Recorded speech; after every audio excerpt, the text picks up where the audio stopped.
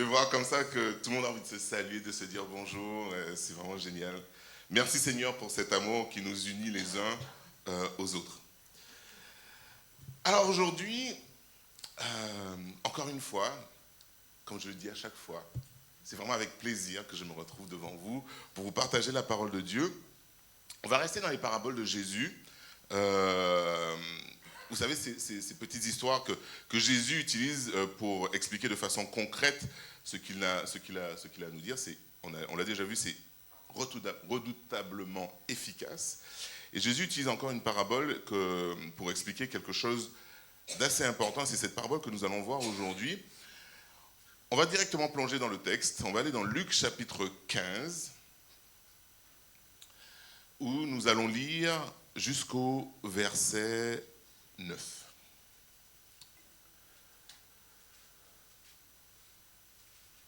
Jusqu'au verset 7, pardon. Tous les collecteurs des taxes et les pécheurs s'approchaient de lui pour l'entendre. Les pharisiens et les scribes maugréaient. Wow, il accueille des pécheurs, il mange avec eux. Mais Jésus leur dit cette parabole.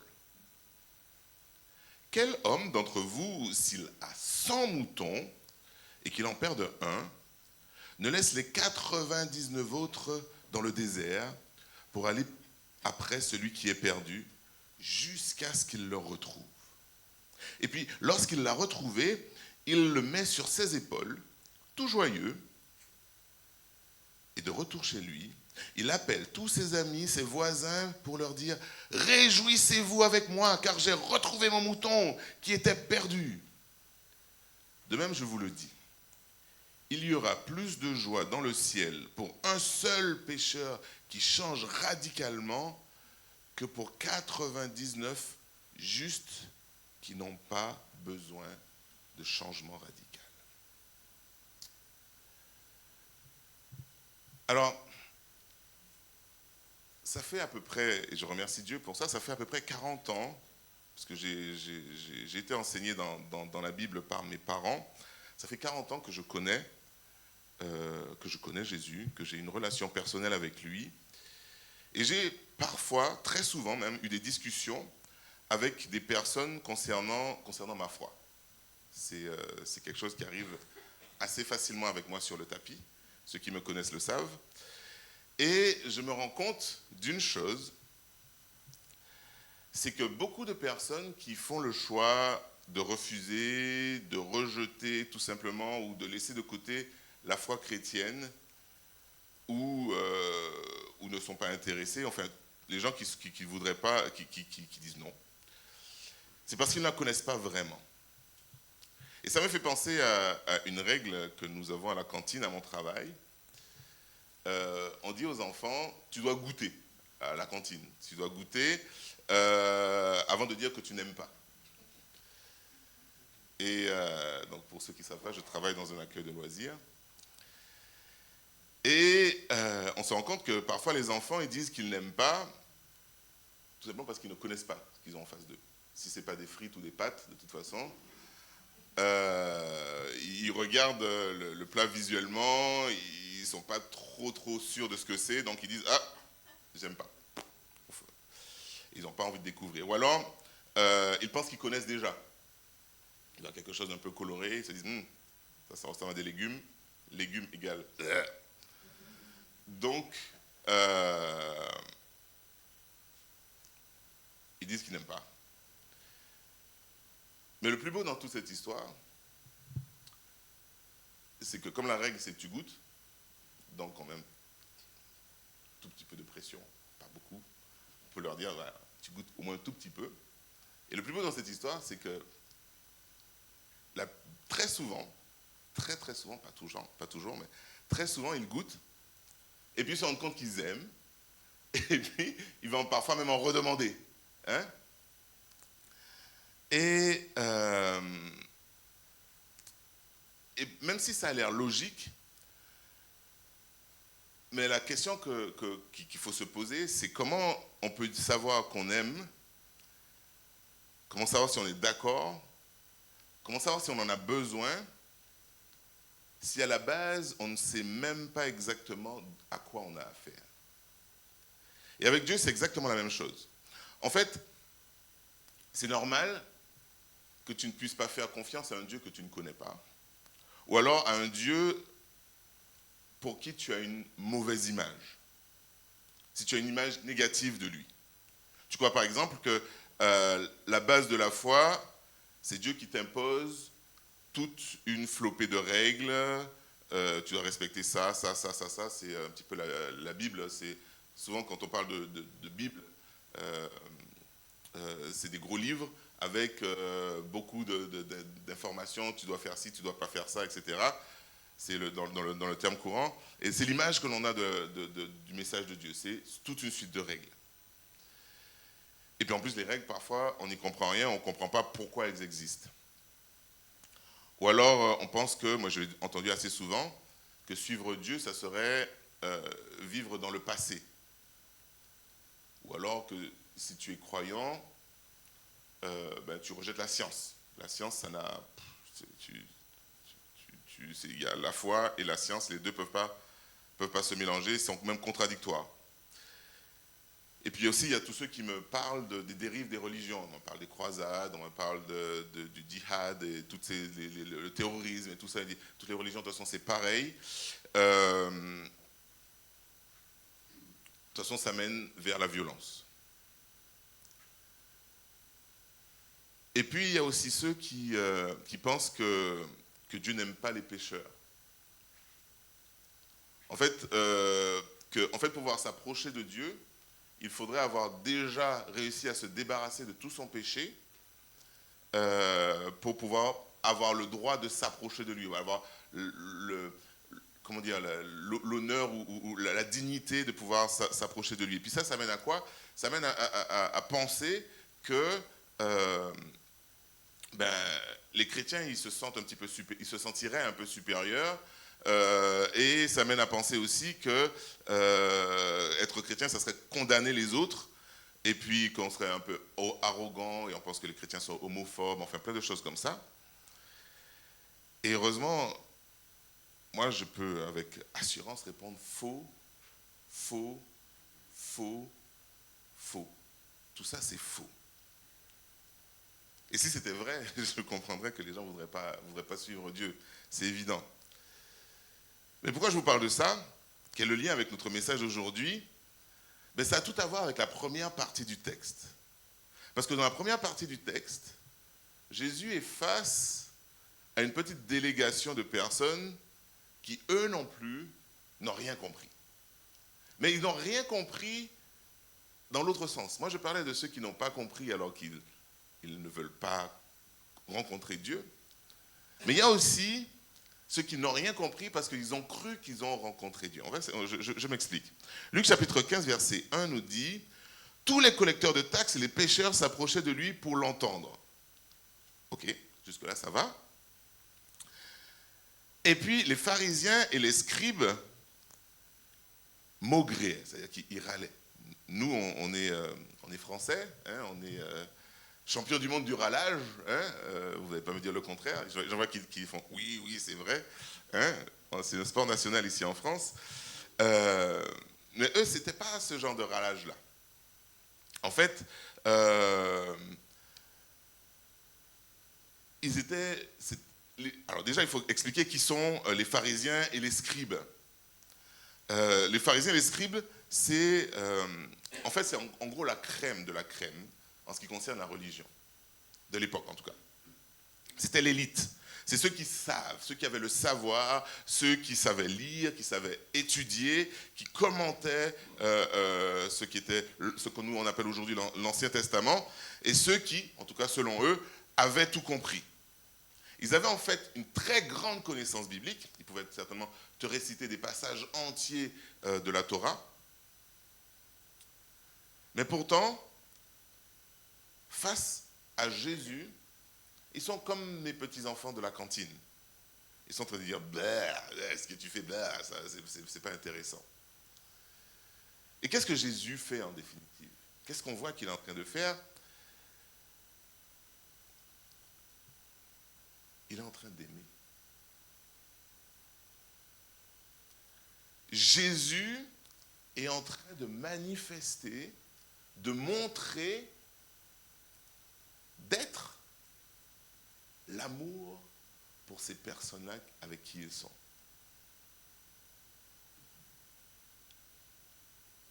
Et je vous disais tout à l'heure qu'ils étaient en train de râler, de maugréer.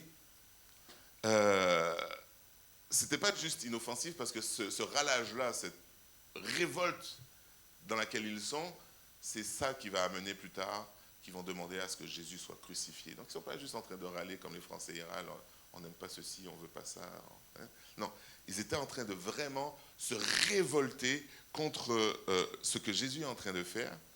Et ce qu'il disait, en fait, Jésus, pourquoi tu es en train de traîner avec tous ces gens-là? Pourquoi tu es en train de traîner avec ces gens de mauvaise vie, là, les publicains, les collecteurs d'impôts, tous ces gens. On savait qu'à l'époque, les collecteurs d'impôts, on savait qu'ils prenaient un peu pour Rome, mais bon, il y en a un petit peu quand même qui tombaient dans leur poche, quoi. Je veux dire, c'était pas les gens les plus fréquentables de l'époque. Et on peut penser qu'il y avait d'autres types de pécheurs. Il y a peut-être des prostituées. On sait qu'il y en avait plusieurs qui suivaient Jésus. Donc des gens avec une sexualité débridée, peut-être des gens qui étaient pris dans la boisson, dans la drogue, on ne sait pas. Mais tous ces gens-là, ils étaient avec Jésus et Jésus traînait, entre guillemets, avec eux. Et les religieux de l'époque, ils ne comprennent pas. Ils ne comprennent pas. Moi, je suis un religieux, je vais traîner avec des gens de bonne famille. Je ne vais pas m'amuser à aller dans la rue et aller voir tous ces gens qui sont des mauvais témoignages, des gens qui ne sont pas fréquentables, des gens qui vont peut-être me tirer vers le bas. Moi, je suis, sous-entendu, tous leurs comportements, toutes leurs réactions envoient du « je suis bien mieux que ces gens-là ».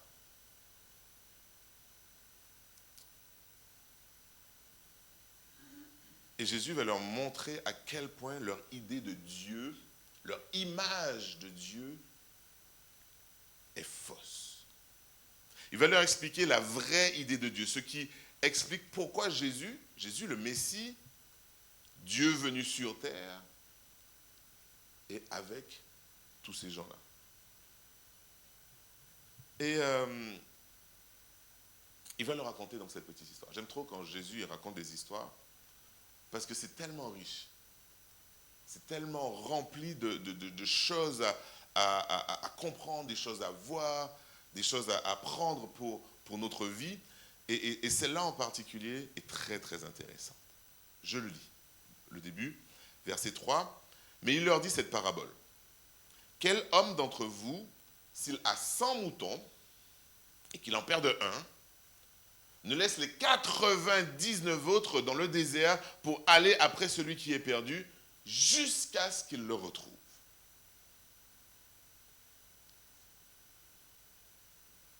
Et la première chose que l'on peut comprendre dans cette histoire, qui est assez claire, qui transpire dans tous les versets que l'on vient de lire, c'est quelque chose qui est hyper important, on peut le dire vite.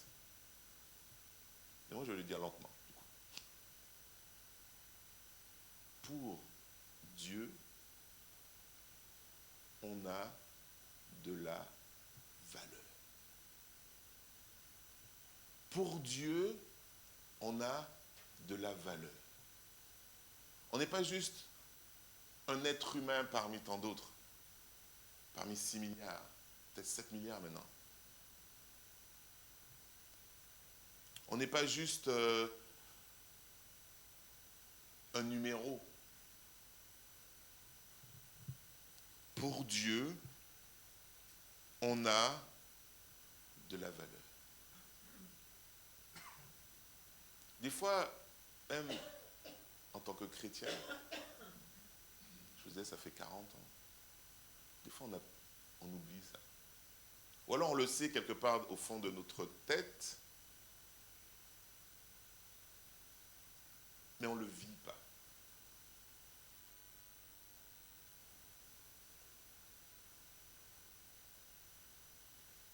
on a de la valeur pour Dieu. Et cette image qu'il nous donne de la brebis qui part nous montre qu'on a de la valeur même quand on fait n'importe quoi. Parce que des fois on se dit, ouais, moi je suis tombé, j'ai fait ce que j'ai fait, je ne veux même pas en parler à mon meilleur ami parce que j'ai trop honte de ce que j'ai fait. On se sent honteux, on se dévalorise nous-mêmes. Et on se met soi-même sous le poids du fait que Dieu, il ne peut pas m'aimer, il ne peut plus m'aimer, ou je ne veux même plus aller voir Dieu. Je fais une parenthèse, parce que tout à l'heure, on va prendre la Sainte Seine, et la Sainte Seine, c'est vraiment cette symbolique qu'on utilise pour se souvenir de ce que Jésus a fait pour nous. Et souvent, j'entends des gens qui me disent, mais aujourd'hui, je ne vais pas prendre la Sainte Seine parce que je ne me sens pas... Je pense que c'est une erreur. C'est fondamentalement une erreur parce que, au contraire, c'est le moment avant la Sainte Seine, avant de la prendre, avant de se lever, justement de prier, de demander à Dieu pardon, de se réconcilier avec lui, de se rendre compte, encore une fois, qu'on a de la valeur pour lui.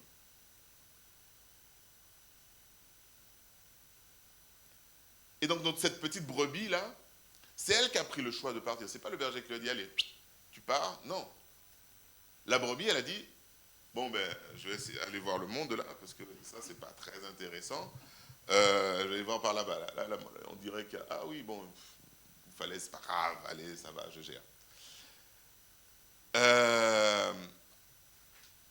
Elle est partie. C'est elle qui a pris la décision de quitter le troupeau, c'est elle qui a pris la décision de s'en aller. Et en travaillant sur ce message, je me suis renseigné un petit peu, et en fait, on se rend compte que les bergers, lorsqu'ils travaillent, même s'ils en ont 99, ils connaissent chaque bête. C'est pas juste, il va te dire, il y a une brebis qui est partie. Il va dire, c'est, je sais pas, c'est belette, ou je sais pas comment il les appelle, mais voilà, c'est un tel qui est parti, quoi. Parce qu'il connaît chaque brebis. Même s'il en a 100, il en connaît chacune. Ce n'est pas une brebis parmi d'autres. Et c'est pour ça que j'aime beaucoup cette image.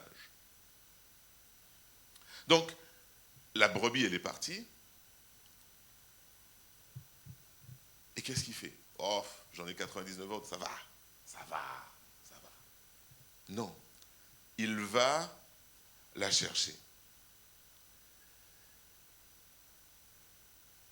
Et à plus forte raison, j'ai envie de dire, rendons-nous compte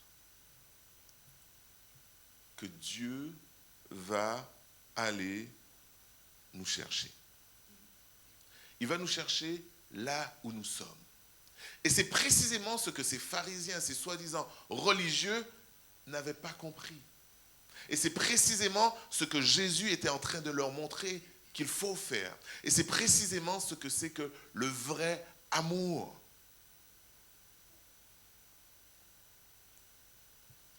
Jésus n'était pas en train de se faire influencer par ces voleurs, etc. Il était en train de leur dire, Dieu vous aime. Il était en train d'essayer de les ramener à la maison.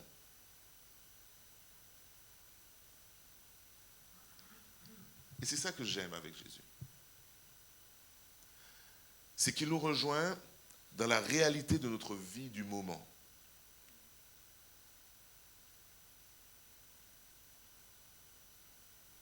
Et même si tu connais Dieu depuis longtemps, peut-être que toi aussi, comme la petite brebis, tu es parti, plus ou moins loin. Et la bonne nouvelle de ce message d'aujourd'hui,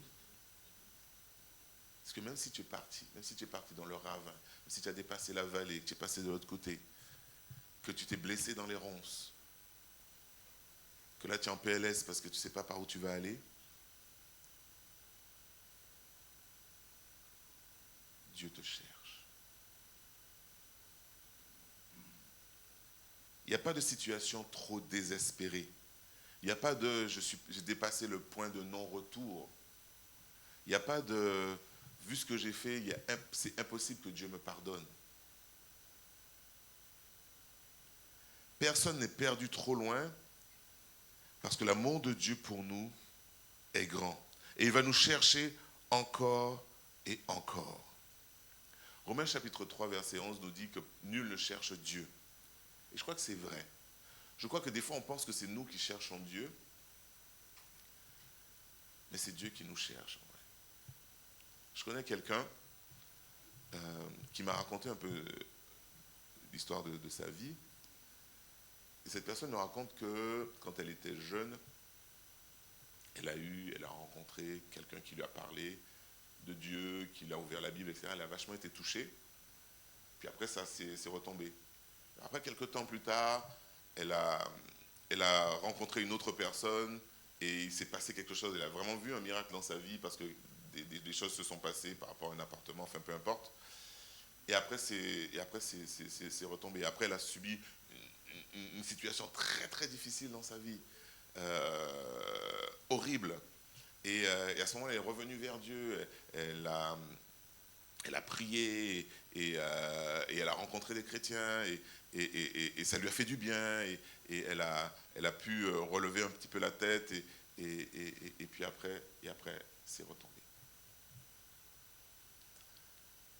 Et ce que je lui dis, mais est-ce que tu te rends compte que Dieu te cherche? Que tous ces événements que tu as vécus, tous ces gens que tu as rencontrés, ce n'était pas du hasard. Dieu te cherche. Et Dieu va faire ça dans nos vies, dans vos vies. Mais c'est à nous aussi de voir les petits signes qu'il va mettre sur notre chemin. Ça va être une personne qui va te parler, ça va être une personne qui va prier pour toi, ça va être une personne que tu vas rencontrer, ça va être quelque chose que tu vas entendre. Ça peut être 1000 choses. Mais une chose est sûre, et ça j'en suis 200% sûr, c'est que quand Dieu te parle, tu le sais. Après, des fois, tu l'acceptes pas. Ok, tu dis non, je veux pas suivre. Non, ça ne m'intéresse pas. Ok. Mais il n'y a pas moyen que Dieu va te dire quelque chose et tu ne sais pas. Enfin, tu ne te rends pas compte, quoi. Ça passe à l'as, tu n'as pas fait attention. Et notre responsabilité, du coup, c'est d'accepter de laisser Dieu nous récupérer. Mais j'aimerais faire une parenthèse, parce que, toujours en préparant ce message, j'ai réfléchi un petit peu de la situation dans laquelle Jésus était au milieu de tous ces gens, vous savez, tous ces gens, des gens, la Bible emploie le terme, et les pharisiens aussi emploient le terme, des gens de mauvaise vie, comme on pourrait dire, des gens pas fréquentables. Et Jésus était au milieu d'eux, en train de discuter, en train de manger avec eux, etc. Et notre société aujourd'hui, je trouve, a une tendance à confondre l'amour et ce que j'ai appelé la validation. Je m'explique. C'est-à-dire que ce que les hommes religieux d'époque reprochaient à Jésus, peut-être que c'est ce qu'ils pensaient, ils n'avaient pas compris justement, ils pensaient que Jésus, en étant avec eux, validait ce qu'il était en train de faire. Non, pas du tout. Jésus était en train, au contraire, de leur expliquer c'est quoi le vrai chemin, comment ils peuvent sortir de ça. Il n'était pas en train de valider ce qu'ils font, il était en train de les aimer. Parce que pour moi, l'amour, moi j'ai des enfants, je les aime vraiment beaucoup. Mais s'ils font n'importe nawak, il n'y a aucun moyen que je ne leur dise pas, parce que je les aime. Ça me paraît logique. Vous avez certainement entendu parler de ces nouvelles... de ces nouvelles éducations qu'on voit de nos jours, où on a tendance à dire aux enfants, oui, c'est bon, je valide tout ce que tu fais, ça va, etc. Oui, vas-y, oui, ouais, tu veux pas manger, mange pas, ça va. Ouais, tu veux me frapper, vas-y, si tu exprimes tes sentiments, il n'y a pas de problème.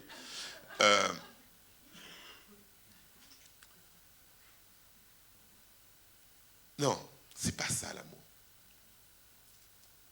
L'amour, c'est pas la validation. La validation, c'est en fait, c'est faire semblant que parce que je t'aime, je dois tout accepter. Et le vrai amour, c'est parce que je t'aime, je dois absolument te dire quand je pense que tu te trompes. Et on est d'accord qu'il y a un des deux qui est plus compliqué. Il y a un des deux qui est plus engageant, il y a un des deux qui va peut-être amener vers le conflit, il y a un des deux qui va peut-être avoir la personne en face qui va te dire je ne veux plus parler avec toi. Mais je t'aime, donc je veux t'éviter de prendre un chemin dangereux. Ou alors, ce qu'a fait Jésus, je t'aime, donc je viens te chercher là où tu es, mais pas pour rester avec toi, pour te ramener avec moi. C'est ce que les parents font, ou en tout cas c'est ce qu'ils devraient faire pour leurs enfants, et c'est ce que Jésus fait pour nous. Valider, c'est facile, c'est caresser dans le sens du poil, mais aimer, c'est beaucoup plus engageant.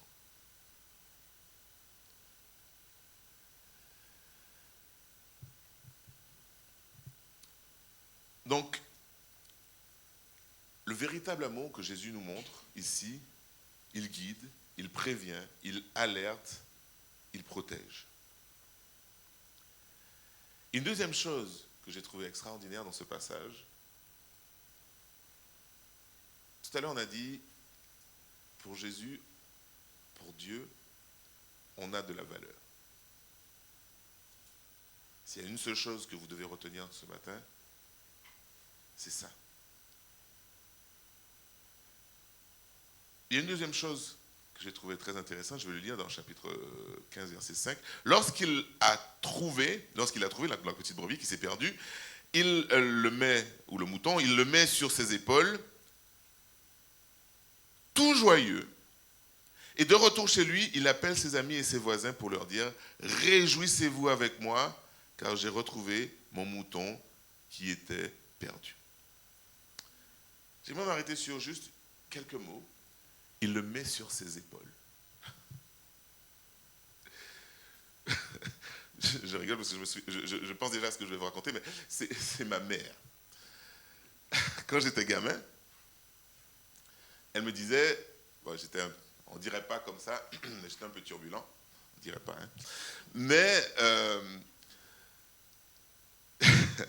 j'avais tendance à courir partout, voilà. Pour vous résumer, une fois on m'a retrouvé sur le toit de la maison, une autre fois j'ai bu de l'eau de Javel, voilà, des trucs comme ça. J'étais pas l'enfant le plus sage qui puisse exister. Et ma mère elle me disait, ne va pas là par exemple, si elle voit qu'il y a des épines par exemple, quand on allait à la plage, ne va pas là, il y a des rochers, tu vas tomber, etc. Ne va pas là. Bien entendu, j'y allais pas. Bien sûr.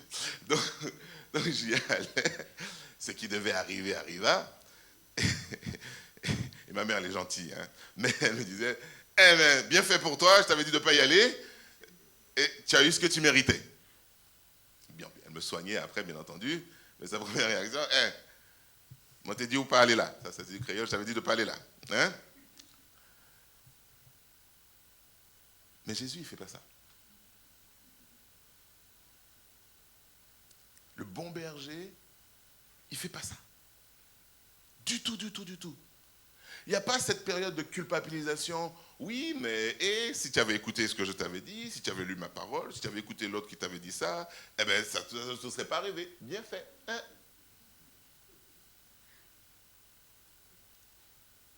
Non. Il a pris cette petite brebis et tout ce qu'il avait en tête, je suis juste content que je l'ai retrouvé. Il a mis sur ses épaules. Il ne l'a même pas dit, allez, je t'ai retrouvé, allez, tu avances là parce que déjà, hein, je suis fatigué d'avoir marché tous ces chemins-là pour te chercher.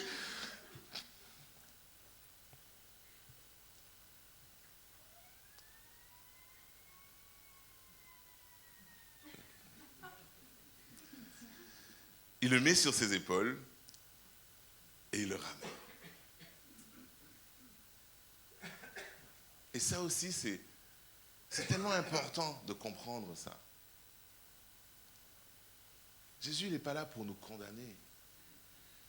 Il n'est pas là pour nous enfoncer. Il n'est pas là pour nous culpabiliser, qu'on se dise, ouais, oh, à quel point c'est horrible, oh. Il est là pour nous libérer. J'aime beaucoup ce passage dans la Bible qui nous demande de déposer aux pieds de Jésus tous nos fardeaux.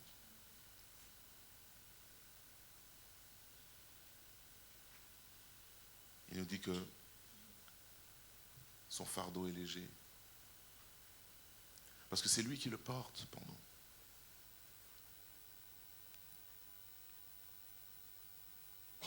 Il le met sur ses épaules. Et après, tout le reste du passage nous montre à quel point cet événement-là, pour le berger, pour Dieu, du coup, est heureux et joyeux. Et on revient sur ce que j'ai dit tout à l'heure, quand je disais que pour Dieu, nous ne sommes pas juste des numéros. C'est pas juste une brebis de plus qu'il a retrouvée. Ça y est, je l'ai retrouvée, je l'ai remis dans le troupeau et on revit notre vie comme avant. Il n'avait pas prévu de faire de fête ce jour-là. Je veux dire, si la petite brebis ne serait pas partie, le jour serait passé, puis le lendemain serait passé, etc. Non, mais parce qu'elle est partie, qu'il a été retrouvé, il fait la fête. Il va voir ses amis. Wouhou, j'ai retrouvé la brebis. Yeah. Il est content. Il y a une vraie joie d'avoir retrouvé cette brebis. À quel moment on fait la fête, nous? À quel moment on fait la fête? Quand on veut célébrer quelque chose, par exemple, les mariages, à Noël, les anniversaires. C'est vraiment un moment important. C'est un moment où on met de l'effort, on va acheter des décorations, on va acheter à manger, on invite les amis, on met la musique. C'est pas juste un moment comme les autres. On y met de l'effort parce qu'il y a un intérêt, parce qu'on veut marquer le coup. Et moi, je trouve très, très, très intéressant ce passage qui nous montre à quel point il y a de la joie dans le ciel. Quand Dieu nous retrouve. Parce que des fois, on pourrait penser que, oui, c'est un peu mercantile, c'est-à-dire c'est l'idée de la masse, j'en veux plus. On veut plus d'adeptes. On veut juste plus d'adeptes. Voilà, en gros, c'est ça. Donc, que ce soit toi ou que ce soit toi en plus, on s'en fout. C'est juste, peu importe, il faut juste qu'il y ait une personne en plus. Voilà. Mais pour Dieu, non.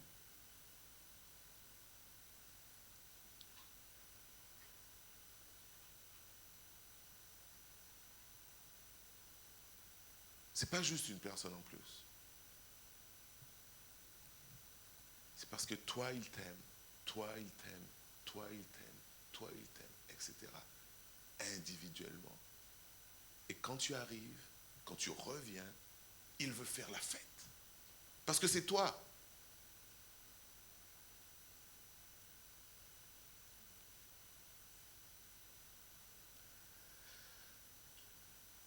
Dieu a vraiment un vrai amour et un vrai intérêt pour nous.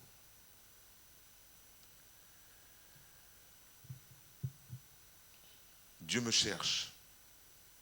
Moi, Dieu nous cherche. Tous. Mais pour le comprendre et pour l'accepter, il faut d'abord réaliser où je suis perdu.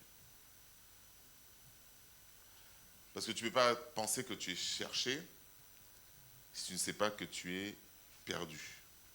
Logique.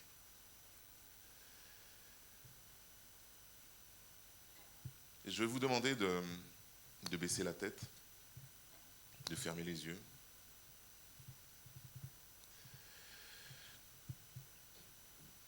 Pour prendre ce temps. Ce temps pour faire une sorte d'introspection, de réflexion, de voir un petit peu sa vie. et voir où je me suis perdu. Peut-être que tu es perdu juste derrière la bergerie, en fait, pas très loin du reste du troupeau. Puis peut-être que tu es déjà passé dans la vallée d'à côté. Je ne sais pas. Peut-être que tu penses que tu ne pourras jamais retrouver ton chemin de retour. Peut-être que tu n'as pas envie de retrouver ton chemin de retour.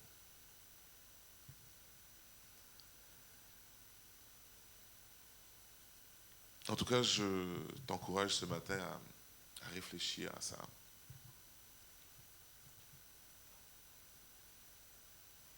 Présente-toi devant Dieu.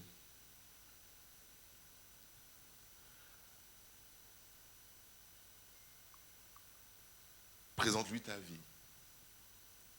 Présente-lui tes difficultés, tes doutes, tes craintes.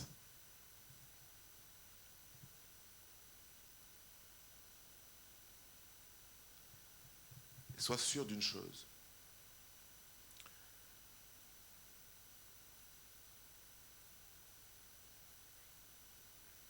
C'est que Dieu viendra te chercher.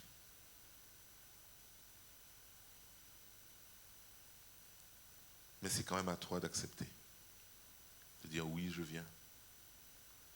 De le laisser te mettre sur ses épaules. De le laisser te ramener à la bergerie. Et de faire la fête.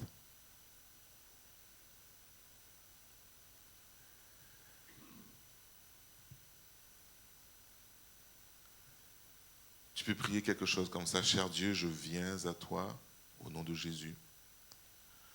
Reconnaissant que je suis perdu et que j'ai besoin de ta grâce. Je crois que Jésus est mort pour mes péchés et qu'il est ressuscité. Et je l'accepte maintenant, je le confesse maintenant, je le dis maintenant.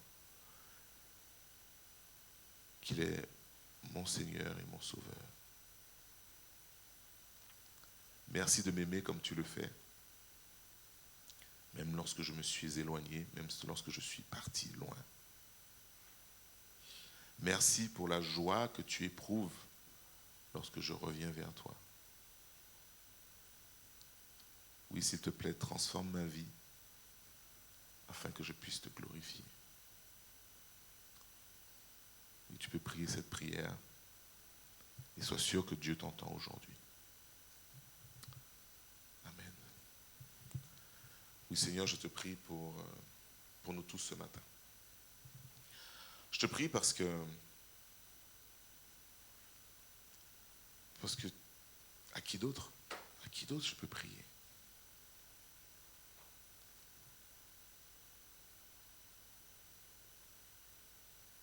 Tu es celui qui a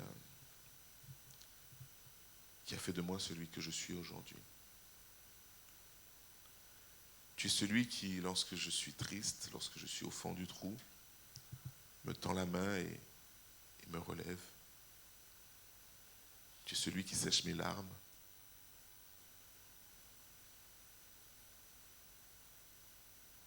Tu es celui qui m'accompagne chaque jour. Tu es celui qui m'aide à lutter contre mes penchants, contre mes mauvaises pensées, contre toutes ces choses dont je n'ai pas forcément envie de parler en public. Par-dessus tout, tu es celui qui me pardonne lorsque je me repens. Je ne veux pas m'éloigner de toi, Seigneur. Et malheureusement, parfois, ça arrive. Et je te remercie, Seigneur, parce que tu vas me chercher et tu m'accueilles. Je te remercie parce que tu montres la réalité de ton existence dans ma vie. Je te prie, Père, pour ceux et celles qui ont fait cette prière ce matin. Que tu puisses leur montrer la réalité de qui tu es dans leur vie. Que tu puisses leur montrer que tu es présent, que tu les aimes et que tu les accompagnes. que tu les portes sur tes épaules, que tu les soignes, que tu les ramènes à la maison. Oui, Seigneur, c'est ma prière ce matin. Au nom de Jésus-Christ. Amen. Je vais passer le micro à Myriam.